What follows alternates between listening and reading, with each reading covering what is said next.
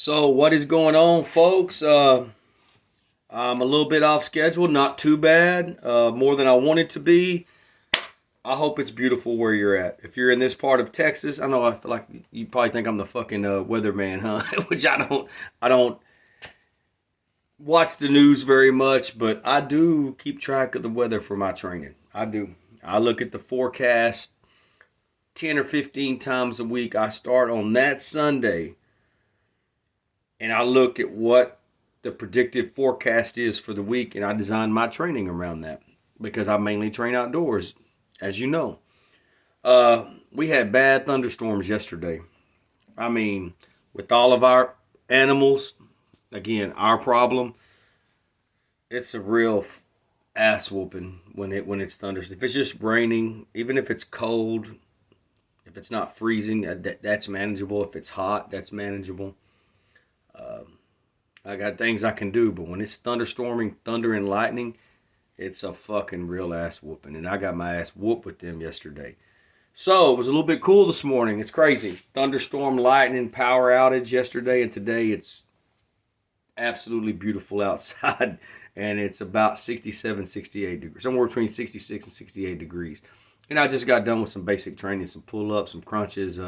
I did a 10K run and just basics. I was recovering from a long run on Wednesday where I did a little over 20 miles and my legs are still a little bit beat up. So this is my first run since then. I still went to the gym 2 or 3 days in between that. Yeah, I still got it in. Some days I might work out 4 days, but I might only get 4 workouts in.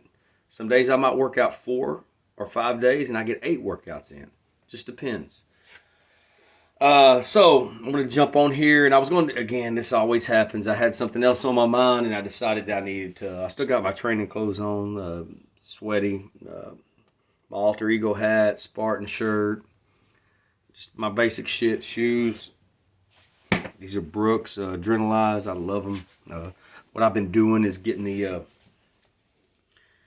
got these discounted for running. The only thing I spend money on clothing is running shoes. I don't have no problem saying the only thing I will spend over $100 on.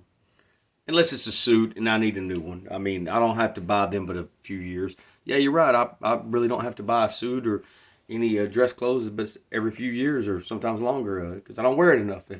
If I had a reason to, I would love to do that, but I don't. So I do what's practical. So these are the Brooks Adrenalize 22, I believe.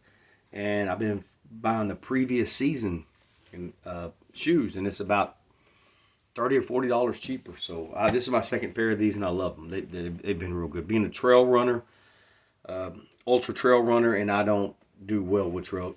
Just every trail shoes I've gotten, I've turned my ankle. So I had to get away from them. I had to find something that balanced in the middle because I'm not a road runner. I often like road running shoes, but they don't do good on the trail. And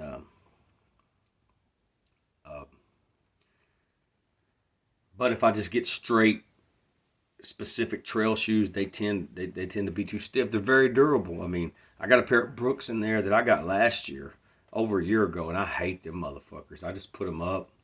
Last year it turned my ankle right before the longest run of my life. Not saying that was the reason the outcome was bad and I got a DNF, but anyway, I just want to spit some shit about training today. I got some other podcasts on my mind and some I need to do. If I get done in time with my responsibilities today, I may do another one today. I don't know. I say that, then what I end up doing is I got it seems like never-ending projects for our home.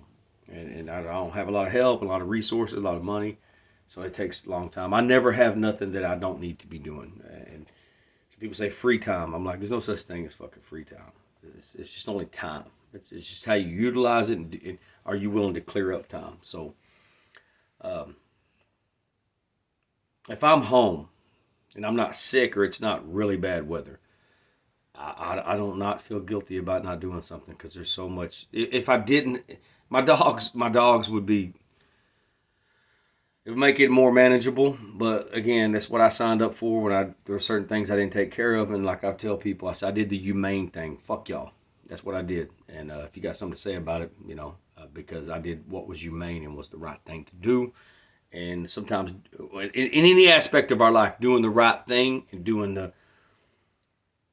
thing that we should do with anything, sometimes it's not comfortable, and it's not easy, and it's not it always doesn't work in our favor, and it's often a hassle. I mean, hard things are a hassle. That's what it's supposed to be. So this is just random stuff, just random training stuff I was thinking about because I was doing some little training videos before and after my training this last couple of weeks. So often what I do is a training journal. I don't do it all the time, and I don't even post it. And I had said this. I've been saying this on a regular basis lately. Excuse me. I'm training as much or more than I ever have in my life. I'm doing more than I ever have in my life at the age I'm at in every aspect. That's not buying stuff. That's not making money.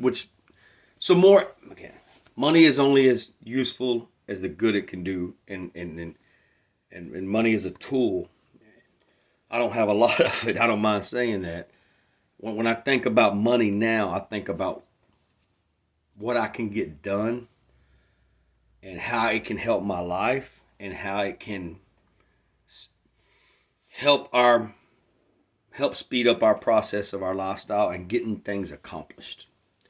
I don't think of, can I get a new car? I don't think, can I get a new toy? I don't think I want to upgrade my house. I don't think I need to go pay off credit cards. I don't have credit cards. I don't think about any of those things. I think about what use would I do with it. And I think I know for a fact at this phase of life and where I'm at in the life that I live and lead, that I would utilize it in every way properly. Don't have enough of it, so I'll never have shit I don't need to be doing. I mean, I'm dead serious about that. I just told the mama C to the wife, I've told her more than once over the last couple of years. I said, I could be off of work about 3 months.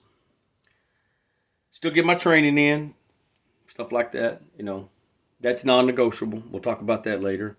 Family time's non-negotiable. Certain things are non-negotiable. Do y'all have non-negotiables? If you don't, I suggest you find them. Because if you don't have non-negotiables, you're compromised for nearly everything. We'll talk about that in another podcast. Y'all may not even realize how much you compromise. I don't compromise very many things. I got my non-negotiables. I may rearrange them. I may cancel something out for a time or a day or a week and move it, but it's still getting done. Doesn't matter how long it takes. If you know me, no matter how long it takes, I do everything I say I'm going to do. I don't, regardless of the outcome. I didn't say what the outcome would be. I didn't say what the result would be. I didn't say I was gonna how do I put it? I didn't say how beneficial it was going to be to me. I just say I'm going to fucking do it. And if you know me, see, people like us, we don't do stuff expecting, if I win, if I do the best, if it's good, if it's in my favor. We just fucking do it. That's what we do. I mean, I think about these things. I used to didn't understand this. I was thinking about this on my run today. I don't want to leave nothing on the fucking table in this life. A lot of y'all are going to leave a lot on the table when you leave this life. I talked about this in the last podcast. Living full and dying empty means I don't want to leave anything on the table that I could have done to impact others, to make a difference. I want to exhaust myself. It ain't a burnout. See, this is the thing. I hear people say this sometimes. Well, I don't burn myself out. I don't want to do this. Life's too short. But you'll burn yourself out for your fucking job and relationship. The two biggest things that affect your mental and physical health are your job or career you choose and the spouse or the partner you choose. But the thing is, you redirect the attention to something else. We think we need, vacations are very important to me. We haven't taken enough of them the last couple of years. Vacation and traveling is something I want to do. I will and plan to do much more. We had to make some sacrifices for some financial decisions this last couple of years. But at the same time, the sacrifices we make are not because we have too much debt and we have too much debt to income ratio. If you don't know what that means, look it up. It means we have more going out than we do coming in, and our debt's too high. We don't have that. We don't carry hardly any debt. So the things we had to sacrifice was our some of our bigger traveling plans. And I didn't want to do that, but we had to do it. And just got done first mimosa. Yeah, this is my recovery right now after my run. Before I go out and get started on what other things I need to do. I already ate a little bit, hydrated some more. I'm drinking this one. I'm gonna go out and work and do the things I need to do because it rained the last couple of days. I don't know why, and I wish I would have done this when I was younger. I don't know why we don't put it all on the fucking table and risk everything in this fucking life for our passions, for our purpose, to impact others, to change generational curses, to make generational change, to self-educate ourselves, to fucking go at it, to fucking be out in nature, to experiment and experience things differently than what we've been told that we should stay inside the box with. It's got one fucking go at it. And for most of us, a large majority of our life is over. I don't think the best years are over. The truth is, the large majority of our life is over. There's more years behind us than there are in front of us. So I was just thinking about this. I was going to really talk about some training tips and stuff I do. But really what I want to ask is, and maybe I talked about this in previous seasons, what are y'all's non-negotiables? Do you have them? Do you implement them? Do you say them and then don't live it? Are they umbrellaed under somebody else's standards of what they think you should do? As in your employer or something. You revolve everything around your job because you think it's going to be a big payoff one day. What are your non-negotiables? What do you talk yourself into doing versus what you talk yourself out of doing? A lot of people do this, and I've did podcasts on this in the past. Do you undo all your plans on the weekend of what you planned or the work you put in during the week? Not for your employer, for yourself, for your family, for your mental and physical health. Do you undo it come the weekend? Do you undo it for a job? Do you undo it for a church? Yeah, I said church. We'll talk about that later. I think y'all know where I stand on that. Who gets you to compromise and why? Do you not draw a line in the sand? Do you not set fucking boundaries with fucking everyone, including your employer, including anyone in your church group or religion, including your children, including your spouse, including your grandkids, including your mother and father? If you do not set boundaries and make it fucking clear and draw a line in the sand, then people don't respect you. They might need you. They might count on you. They might rely on you. They might tell you you're dependable. They appreciate you. They might tell you that they value you, but their actions often show otherwise. That means you're a people pleaser, and you care more about pleasing people than you do yourself. I care more about taking care of me and this family more than I do anyone else. It may sound selfish. We got to put ourselves first. Don't mean we don't care. A lot of y'all don't understand this mentality. I have my non-negotiables. There are things that come up I will rearrange. Like last weekend, for example. Grandkids want to see us. We want to see them. We're excited. They were excited. We had a good weekend. That day that we got them, I had a long run planned. When I got that much of a training day that's 2 hours, 4 hours, 6 hours long, my legs are shot. I'm beat when I'm done. I can't do nothing else that day hardly. Ice bath, or one or both, or a soak in Epsom salt, eat, recover. Kick back and watch a movie or something. I used to get done with those days and try to do more, and I realized on those days I don't need to do anything else. That's how important this is to me. Well, what's more important, your house or this? Both. What's more important, your family or this? Both. I rearrange it according to priority of what's going on at that time. This is what people do who are efficient and deliberate and specific about their fucking time. But I just don't make myself available for anyone. I used to. I didn't understand it. I'm just not available. I'm not going to, well, we like them people to just drop what they're doing. He drops what he's doing. I'm not going to fucking do it. There was a time I did. There was a lot of things I did. There's a lot of things a lot of us did that we wouldn't expect nothing in return. That's what real alphas do. We do things for people without expecting anything in return, and people that can do nothing for us. It's not money. It's not your fucking job. It's not your fucking salary. It's not the car or truck you drive. It's not your credit limit. It's not how popular you are on social media. It's not your fucking status. My job ain't me. My car isn't me. My truck isn't me. This house isn't me. How I live, what I represent, my family, my relationships, what I speak matches up with what I fucking live. My passing on knowledge and self-education is generational change. Generational change and generational wealth is knowledge. What kind of father I am. Yes. Well, I say this many times. What kind of grandfather I am. What kind of spouse I am. What kind of brother I am. What kind of uncle I am. I could do better in a lot of these areas. There's no such thing as, I made it. It's just like training. It's just like all the things I do. It's like all the things I'm creating. Regardless of what y'all think, or regardless of the outcome of what you think it is, or what you think I should be doing or not doing.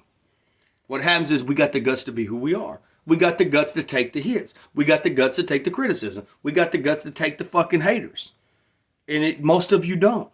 Because your social media and your life would look a lot different if you didn't give a fuck. I give a fuck about the right things. You can't, like I said, you can't pull me in your arena. There was a time you could. It doesn't work on me anymore. And I'm going to talk about this. This is a podcast I was going to do today, but I'm not doing it. I'm just kind of, I want to talk to y'all and catch up. People hate it when that shit don't work on you. They hate it when you don't care about the same things they care about. The things that society tells you that people are jealous of, there is some, but that's really not what it is. They're jealous of, we're not even ashamed of the things y'all are ashamed of. There's things that I think that y'all should be ashamed of that you're not, and some of the things you shouldn't be ashamed of, you are. You've been indoctrinated. You've been brainwashed. You've been conditioned, is what you have. Y'all, like I said, y'all social media needs to match up with who you are in real life, and most of you don't. Again, social media is a tool. It's a great advantage. It's a tool. Just like money, it's a tool. You motherfuckers know if you compromise over everything. And who do you compromise for? How do you measure that? How do you gauge that? How do you police that? How do you decide who you're compromising for and who you're not? And how often do you do it and when? What are your non-negotiables? If you don't have any, you need to write them down. Let's say if you ever get disciplined enough, you know you can't be available for every brunch. You can't be available for every it's Friday, TGIF. It's the weekend. Let me tell you this too. How you view your Fridays and Mondays have a lot to do with how you live your life. And we like to say a lot of cool shit.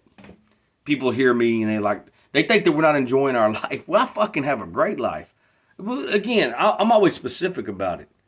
I would like the financial situation to be different. I would like some other responsibilities to be different. Having a great life and being blessed with love has nothing to do with those things. It's a great day to me when I have a good training day and it's beautiful. I get housework done, see my family, fucking get a podcast done, fucking soak in Epsom salt, have a few drinks, eat good food. That's a fantastic day.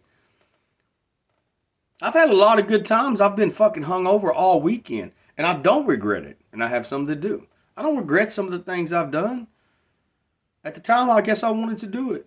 Some of it was great. It's just not who I am now. We're supposed to be evolving. We're supposed to be growing. Oh, you're not the same. Goddamn right, I'm not the same. I kind of always been this person. We're not supposed to be the same. It's kind of like a lot of people in our age group are saying, we're not getting any younger. No, we're not. That's nothing we can do about that. But as far as feeling, I got to get some health checkups done soon. But I actually feel younger than I have 10 years ago. No fucking doubt. Seriously. I don't do nothing fucking crazy. I know everyone's a fucking influencer and people that maybe not have worked out or took care of themselves their whole life, or they take big gaps. I just talked to the family about this morning. Everybody's a fucking expert now. on diets, on fucking food, on fucking working out. We've been doing what we've been doing for over 30 years. I do things, I do a lot, I do what I do now. The training and the way I live and the kind of working out I do is a lot different than what I did 20 years ago, what I did 30 years ago. A lot different. Now with ultra running, it's even different than what I did 5 years ago. Nothing against y'all. You just start getting in shape, take care of yourself, and lost a lot of weight and eating right and stuff like that. And all of a sudden you're an expert. I've been a personal trainer for over 20 years. I don't hardly ever offer anybody advice. I'll offer them experience. Notice there's a difference. Advice versus experience. But see, when you have your non-negotiables in life and you have your non-compromises, people just can't get at you anyway. They can't just throw you off your game. They can't just pull you in. This is intimidating to people, even if they don't say it. They know. Those of you listening, if you do listen, and you know what we're about, and you know you can't fuck with us, you know you can't play with us, you know you can't pull us in, you know you can't insult our intelligence, you can't do none of this stuff. It's fucking threatening because you know what happens is y'all compromised so much and negotiated with yourself so much and surrendered so much that you hate it. And the thing is if you decide to put your fucking foot down, draw a line in the sand, make the fucking boundaries, make your non-negotiables, it's going to come with the loss of a lot of people. It is. It came with a lot of loss for me. And I didn't even do it like overnight. It just kind of gradually happened. And then some of it was just by default. It happened by accident. Some people quit. A lot of people quit talking to you. They quit inviting you. They quit liking your shit. You didn't even do nothing to them. They didn't do nothing. They just quit. They quit. They'll scroll right past your shit. It's like I was telling her this morning. I said, I don't care what. I got 4 or 5 posts I think are real valuable right now, and hardly anybody's liked them. One was about this Title IX shit. I'm not going to get into that today. If you don't know what Title IX is, I recommend you to go look. It has, especially the women. That was done, I believe, in 1972. This administration is maybe in the maybe I need to get updated. They're talking about rewriting Title IX, and you know what's going on in women's sports. I don't mind saying it. Letting fucking men, yes, men, compete with women in sports. It's totally fucking degrading. It's up. If you have daughters, I don't care what your sexual preference is or what your partner is. If you have daughters, if you have women, if you wherever you're at in life, grew up, whatever it is, and men, if you have daughters, but just women all across the board, y'all are going to be set back 50 years or more. I put some important posts on there. One was a podcast and one was something else. It wasn't attacking anybody. If you feel like it's attack, fuck you. I don't give a fuck. If you're attacked and you're offended by everything, it's because you're weak. It's because you lack knowledge. It's because you lack thick tenacity. You lack fucking self-education. You lack intelligence. If you lack intelligence, you're probably easily offended. You've probably been protected. You've probably been fucking sheltered your whole life. I don't give a fuck. I ain't saying your fucking pronouns. Fuck you. I don't have to. Just like you don't have to accept what we are. We don't have to accept what you are. No one's attacking no one. No one's a phobic of anything. But we shouldn't have to fucking defend that because we disagree. I put some on there, real shit about Title IX. Nobody even went to it. It's fine. But if I was on there taking shots all weekend, or I bought something, it'd fucking blow up. I see it with everybody. People they ain't gonna take the time to do that. See, we've got our heads down. We've had our heads down. We've had our heads down, and what we think with everything that's going on in this world, society, it don't affect me. I don't agree with it. It might be fucked up. Whatever it is. But it ain't affecting me. So I encourage you to go listen to Joe Rogan, Riley Gaines podcast. Riley Gaines, go listen to this. That's just one of many. It's a great example. This young lady said the same thing until she was through in it by default and had to deal with it. What she said was what we do. I had my head down, worried about my career. For her, worried about my career, worried about my athletics, worried about my scholarship, worried about my career, worried about my family, worried about my friends, my circle, and then it got brought to my front door, and I had to deal with it. What we do in real life, we don't want to fuck with it because we don't want to fuck up our comforts. We don't want to fuck up our little luxuries. We don't want We don't want anything that's uncomfortable. We don't want to have to deal with. Until we do. I'll tell you what I just told some people I love right just the other day. I said, as a society, we allowed all the things to happen that's been happening. It didn't happen overnight. All this just didn't happen the last year. All of us, we let shit go too long. And I'm not, again, I'll always go back to this. I'm not even coming from a religious perspective. I'd like to not come from a religious perspective. That way it's fair for everybody. I just speak general across the board. The thing is if you don't stand up in your daily life, if you don't stand up to your boss, if you don't stand up to your supervisor, if you don't stand up to your coworkers, if you don't stand up to the bully, if you don't stand up to your spouse, if you don't stand up to your parents, especially if you're an adult, if you don't stand up to whoever it is, you don't stand up to you don't stand up to people that disrespect you, then how in the fuck are you going to stand up on a larger scale? All that shit sounds good.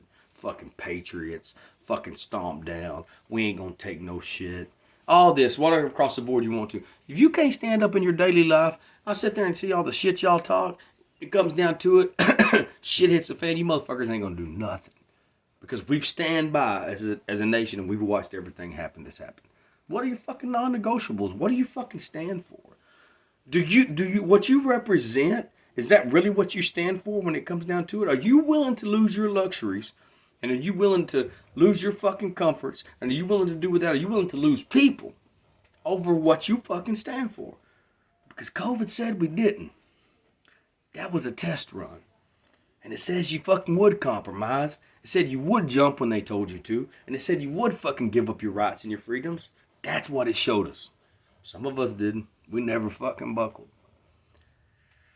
Just ask you. I encourage you to evaluate and soul search yourself. What are your non-negotiables? What are you willing to compromise and what you're not? In the meantime, y'all stay humble and live savage. Love y'all.